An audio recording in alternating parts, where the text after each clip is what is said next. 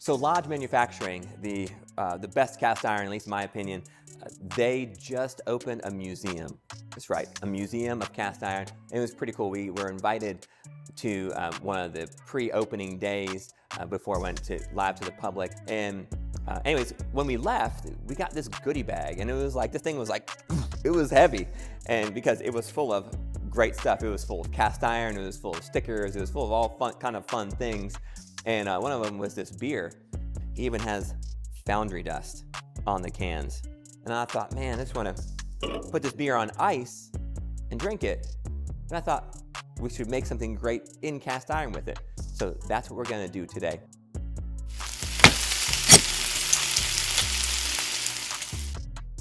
So we're making beer, bacon, and cheese soup today.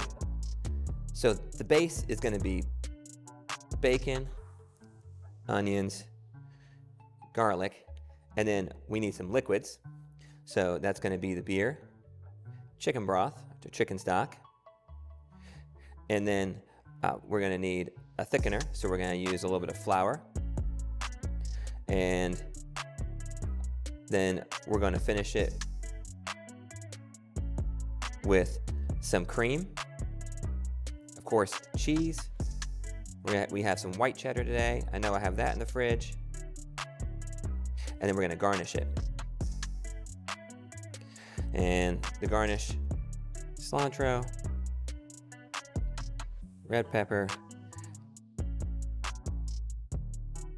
We're gonna serve this soup with a fantastic rustic bread. So that's actually where we're gonna start the whole day. Let's get going.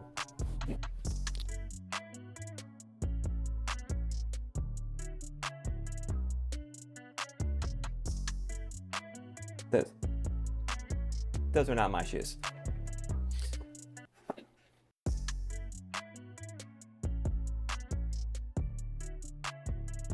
Those shoes, Zoe. Those shoes. Chef Ted, good morning.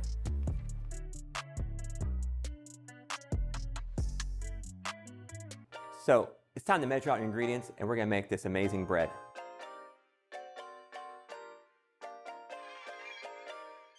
This is a rustic Spanish loaf. I use it for a lot of things, and because it's just such a great, great bread. So let's get making it.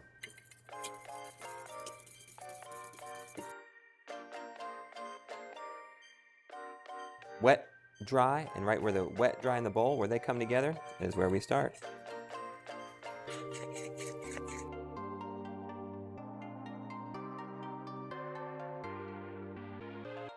Want to get our dough as dry as we can before we go to the table. So we have just a little bit of crumbs left, mostly dough here, and try to get all that in the dough so we can take it to the table, finish the job.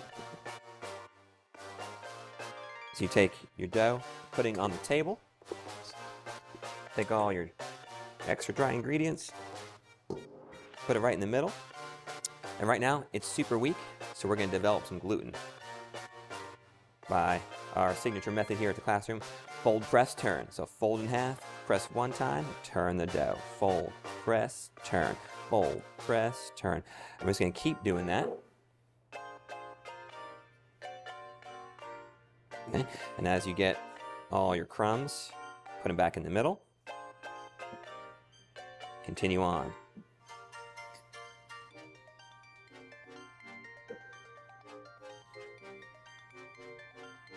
So when you make a dough and it has all the crumbs aren't going in, just give it a squeeze. Get them wet.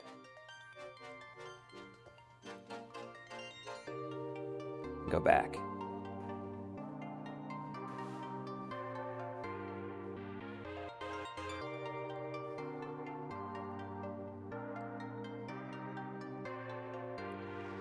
So a good dough, you see how it's cleaning the table? That's what it's supposed to do.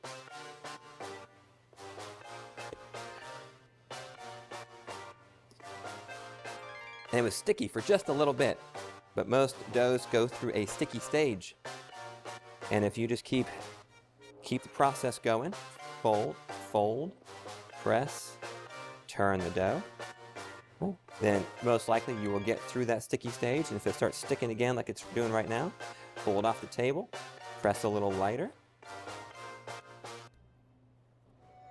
So if you're pressing like light as a feather, which I'm pressing super light right now, and it's still a little sticky, I might dust with just a pinch of flour to fix that up.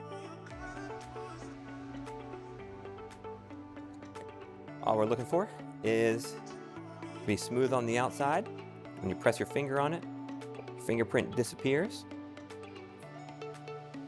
Needs about 10 more seconds. This dough is done.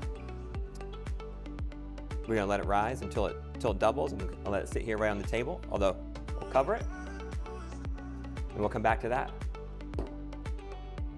when it's time.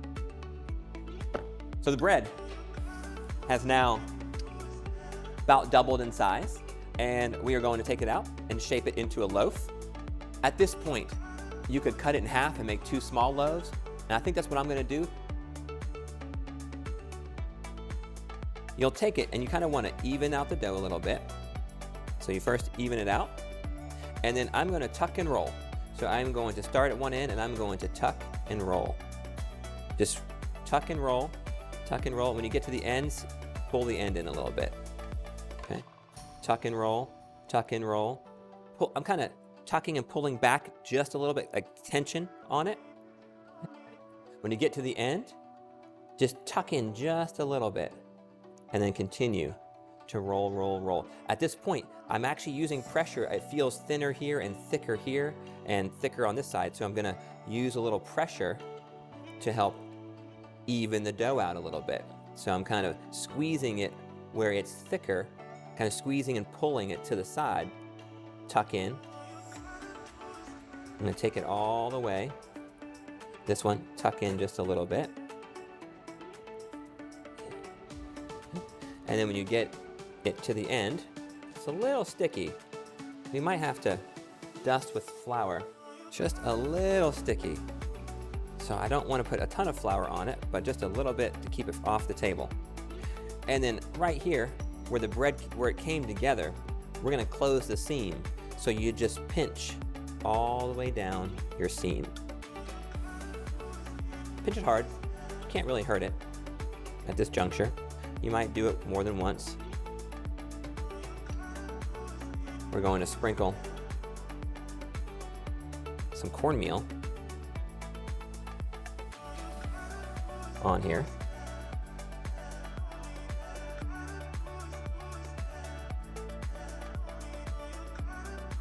And we're gonna let them grow a little bit. So we have our proof box down the line. Done. So our bread is looking good. It's proofed. It might be just a hair overproofed. You can touch it and feel that it's soft and there's air inside of it. You can see where I have thick and it got a little thin, which we saw earlier, and you really can't do a whole lot like to move it over. That's things like that are gonna happen. So resist the urge. I want to show you that it's just gonna stick to you. So you kind of, once you're on the pan, you're committed. All right, because it's also, if you squeeze it like that, it'll just get smaller. And this particular bread, before it goes in, we're just gonna gently cut through the top. A razor blade works really good for this. This is just a small serrated knife. I'm not pressing very hard at all. And then we're gonna lightly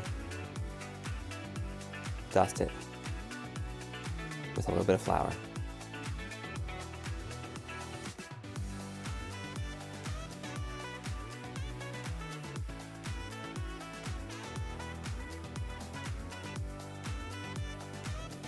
We're gonna put it in the oven on the upside down rack, just like it is.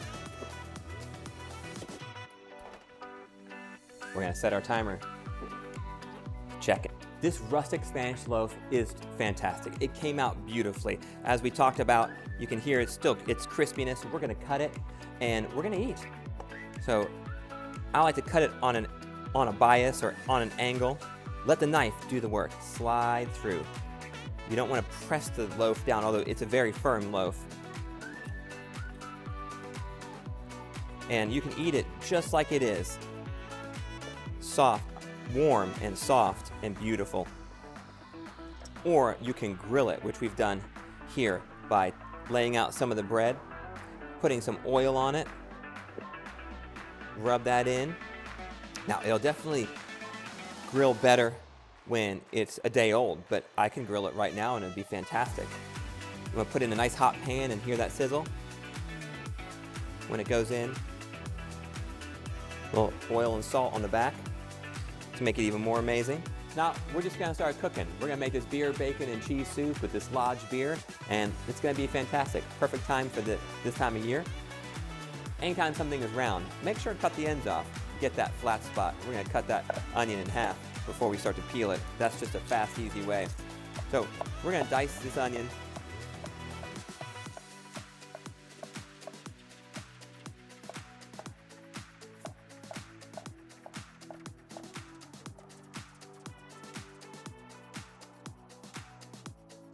Yeah, so when you're cooking, if you want to be inefficient, just do one piece. If you want to be, faster, cut it, double it. If you want to be really fast, you can cut a bunch and learn how to use the big knife, this big knife like this. And if you do that, all of your cooking will get faster and better and more fun. And so if you're looking to learn how to use this knife, we have other videos for you on that. But today we're just cutting some bacon. Always cuts easier when it's a little bit frozen. And we're gonna start cooking. Back when I used to work at the Biltmore Estate, I used to make beer and cheese soup all the time. It was one of my favorites to make. Everyone used to ask, why is it so good? And I was like, because I use good beer. So good beer makes good soup. And I said, well, the boss asked, like, where are you getting the beer from? I said, I just go in the cooler and tap the keg. We had the kegs were in one of our coolers, and it had a little drain valve, and so I would usually use the Guinness or the Newcastle. Newcastle makes a great one, but today we're using this Lodge beer. So now we're just getting ready to cook. We always saute in 3 steps. You first heat the pan, then you heat the fat, then you heat the food. Heat the pan, heat the fat, heat the food. Heat the pan, heat the fat, heat the food. But today, the fat and your food are the same thing. It's bacon. So let that thing get hot. My pan is hot and my fat's gonna go in. My fat and my food. It's about to smell good in here. The plan is to cook the bacon till it's almost crispy. I like it to be not quite all the way done for this. And we're gonna have a lot of bacon grease that comes out of here. And when it gets basically a little bit over half to 3/4 done, we're gonna add our onions, and then we need some garlic. That seems good. The garlic. Cut that little brown end off. You don't want that if you were making nice food. There's no shame in buying your garlic already peeled, especially when you use a lot of it. You can get little bags of peeled garlic from the grocery store. And then we are going to chop this garlic up.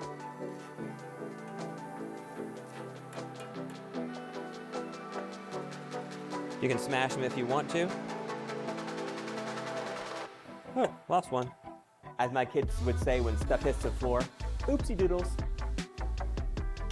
I keep a little log of all the things my kids say, all the cute little things that they say. I love it.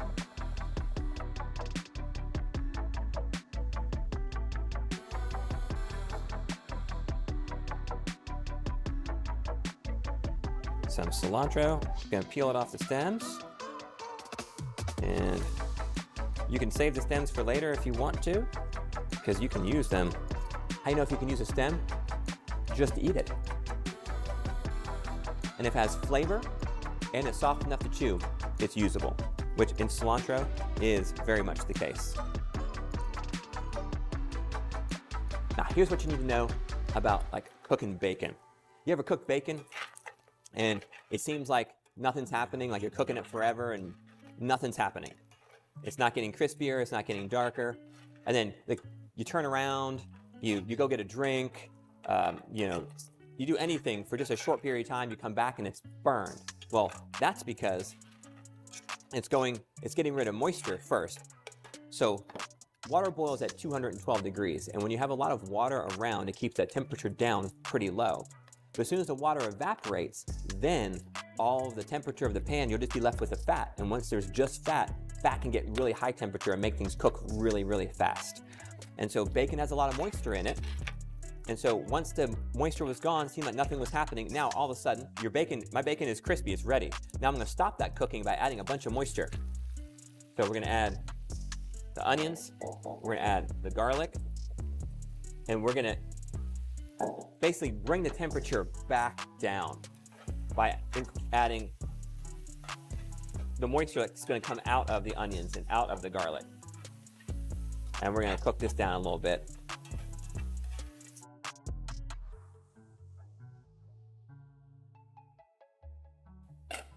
I do love a pair of tongs, but my favorite utensil is a wooden spoon, which we're gonna get to here soon. We're just gonna keep letting this cook until the onions start to soften and the garlic gets done all the way through. Get back in the pot. Get back in there. Anytime you have herbs, the easiest way to chop them is to roll them into a ball and then cut them fine every time. There is a big difference between sliding the knife through the herbs versus just pressing up and down. You want the knife to slide so it actually cuts through the herbs and doesn't bruise them. And then I'm gonna grab them, turn them, and I have some cilantro for garnish. For flavor at the same time, because your garnishes should be edible and they should make sense with your dish. So just putting something red on a plate because you want color is insanity. Instead, you want to put things together that actually complement the flavor. So you're going to get to this point where we're at about right now. The bacon is the perfect doneness right now. It looks beautiful. The garlic, you'll see the garlic is starting to turn a little bit of color. It's getting cooked through. The onions are starting to turn clear. We are just about ready to sanger. Okay? Sanger means to dust, and we're going to dust this fat with a little flour and create a roux. So we're gonna get ready to do the next step, which is to sanger. We're gonna dust this with flour, but I wanna have everything ready to go. So we need a beer. I can drink that. If you won't drink it, don't cook with it. So here we are, we've got some flour. Now, leave your fat in the pan. That's a lot of flavor and that's what we want. Flour and fat create a roux. Am I measuring it? No, we're just gonna put some in there. That's probably plenty. Oh heck, let's just do a little more. Make the soup nice and thick and rich. Okay. So flour and fat make a roux.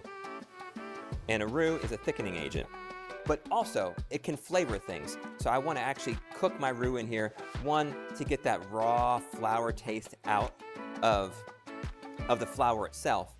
But then two, I want to get a little bit of color, a little bit of light brown on my flour, because that's flavor. I want some of that flavor to enrich in the entire soup. You can tell by looking at the color of the bottom of your pan, you'll start to see a little bit of golden happening, and that is from the roux, basically from the sugars of the flour caramelizing. So our next step is the beer. So this is deglazing. If it's anything stuck to the bottom of the pan, the beer will help take care of that. And so I'll probably do this in more than one stage. So we're gonna temper it in. We're gonna do a little bit of beer and mix it until it's fully incorporated, okay? And then we're gonna add a little bit more beer. We're gonna mix it. And the goal is to get that roux, all the flour and beer mixed together. Tempering is little by little, and this will help avoid any lumps in your soup. A tip for you, if you are new to cooking and haven't done this a whole lot, turn your heat down, okay? Your heat goes down, you stay in control, and that's what you want when you're cooking. Turn the heat down to stay in control. If you've been doing it a while and you don't mind cooking, moving a little faster, well then turn your heat up. It works just fine. Now it's starting to get nice and creamy. The beer and the flour have come together. I've worked most of my lumps out. This beer is done. Now where one beer is good, two will make it better.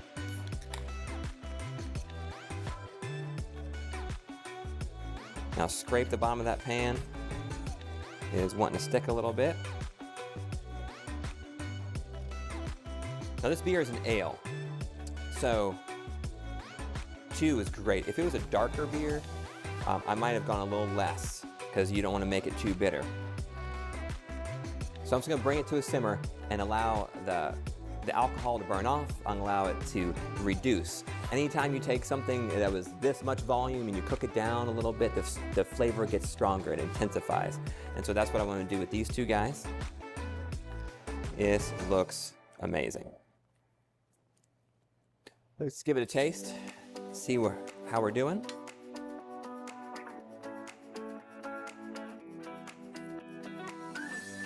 We're ready to start seasoning. We're gonna add some salt. I'm gonna do a little white pepper. So the question on the table we have is, what's white pepper? You've probably heard of black pepper. So my videographer, she's asking cooking questions. She's learned all kinds of cooking stuff. And you have different peppercorns. You can have white peppercorns, black peppercorns, and I think there's brown peppercorns. They're basically a seed of a plant, and you can choke on it if you let it get airborne. So they have different flavor profiles. White pepper is typically ground a lot finer. It's a lot stronger, but I like the flavor of white pepper a lot, and it won't leave you black specks in something creamy if you want to avoid that. So it's thickened up a little bit, and the viscosity you can check on the back of the spoon, and you can see how thick it is on the back of that spoon. So we're going to continue. We're going to add a little bit of chicken broth to it.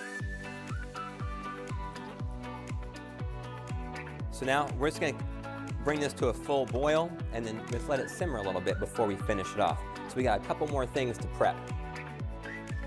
So all we have left is just cutting this pepper and grating the cheese. So the pepper, when you cut it, if you want to see how hot it is, you can test it by touching that little white part there with your tongue and see how, ooh, it's spicy. And it'll tell you how spicy the pepper is without burning your whole mouth. And so we are going to cut that pepper in half. I am going to get rid of the seeds. And then we are going to dice it.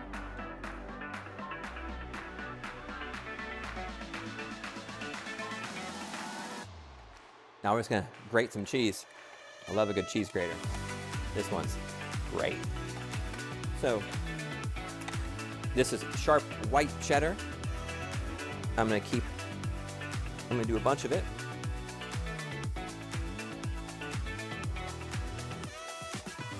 Anything in a pot will get hot, including your wooden spoon.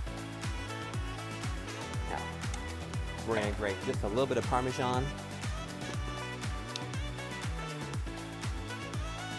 It's time to finish off the soup. Let's do this. So I've got the base still simmering away, and we're going to add some cream to it. How much cream? Till it looks good. We want to bring that back to a simmer so we can start adding the cheese. Once you get some simmer bubbles going, your cheese can start to go in.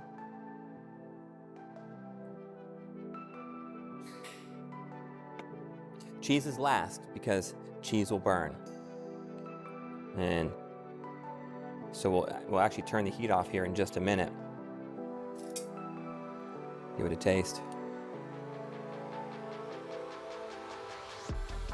Oh wow. That's pretty fantastic. It can take some more cheese. We'll save a little bit for on top. Turn my heat off. We're gonna add some cilantro, because I like it. We're gonna add some red chilies. Give it a little bit of spice right there at the end.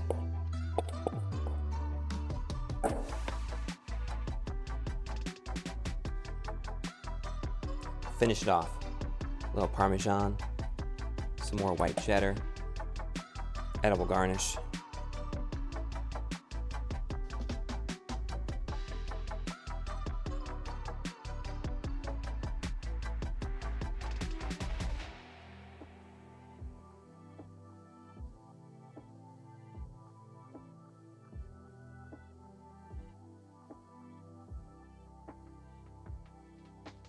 All right, we're making a vinaigrette today, and we're gonna make a salad to go with it. And so here we go. A vinaigrette. I'm doing a hot vinaigrette, and so we're gonna start with some onion. So you have two spots to decide how thick your onion is. One is right there, on this side of the knife. You notice I'm cutting it and leaving the last little bit connected. I'll turn it, and we'll cut. The second place is on this side of the knife right here. That's where you choose the thickness. So we want this to be nice and small. Smash those garlics. Make life a little easier. And we're gonna chop those up nice and fine. A little oil. Onions. Give the onions just a little bit of a head start. Garlic's going in.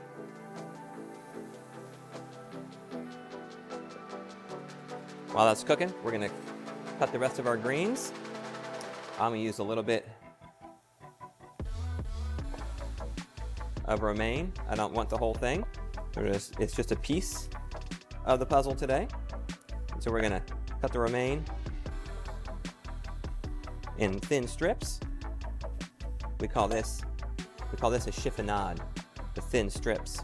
Again, make sure you always wanna slide your knife.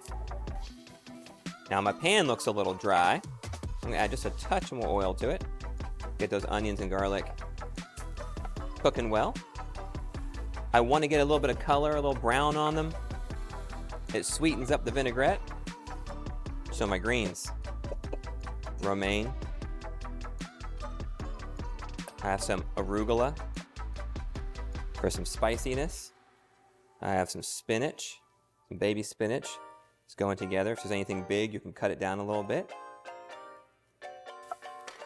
Got some basil. You roll up your herbs. Slice through them nicely.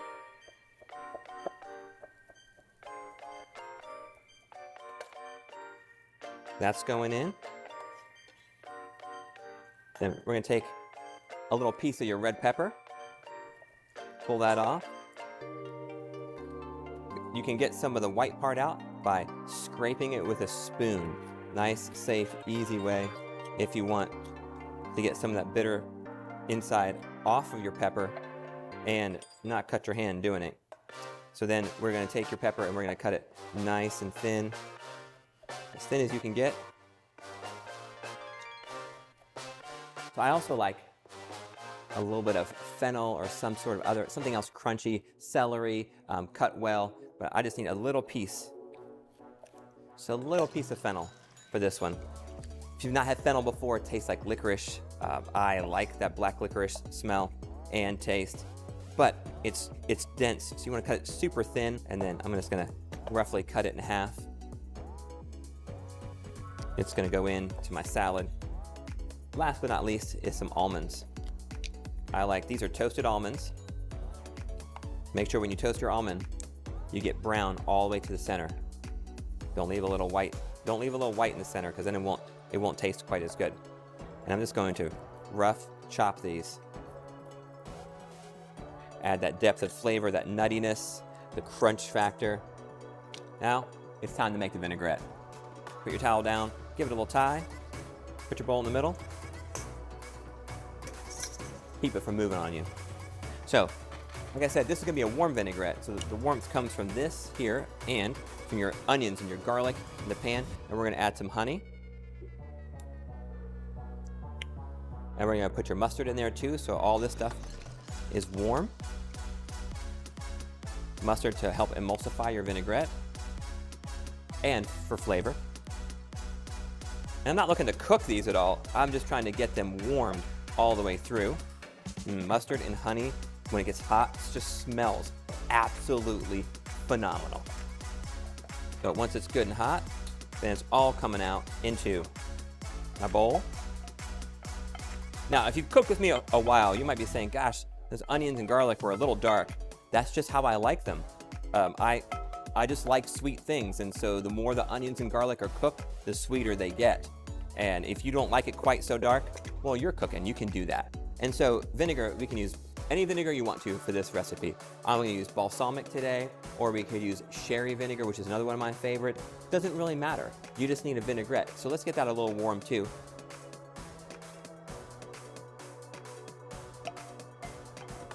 So now we have our hot vinegar, honey, mustard, garlic, and onions in the bowl. Anyway, get them mixed up.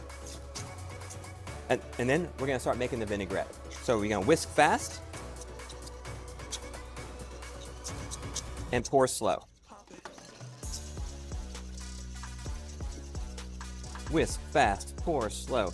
You'll see that in a lot of my other videos because we like emulsions.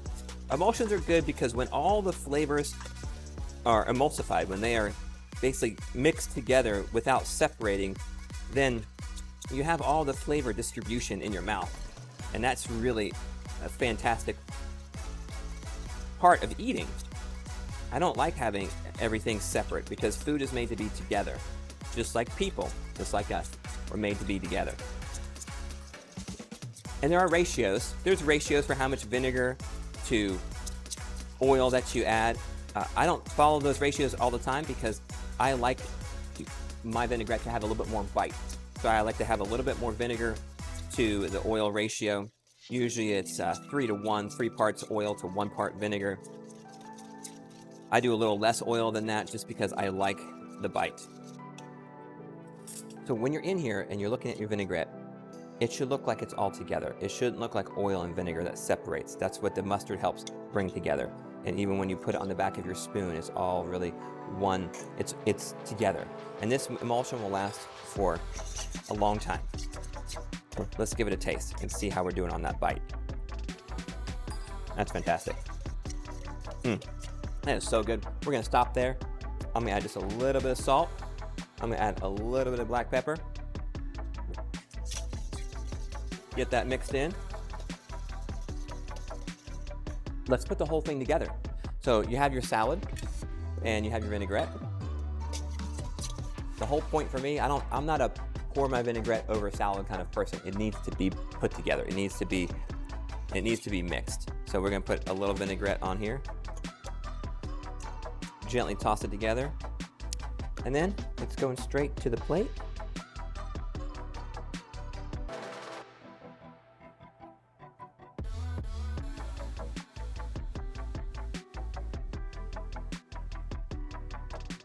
Mine just a fresh drizzle of some of that vinaigrette on top.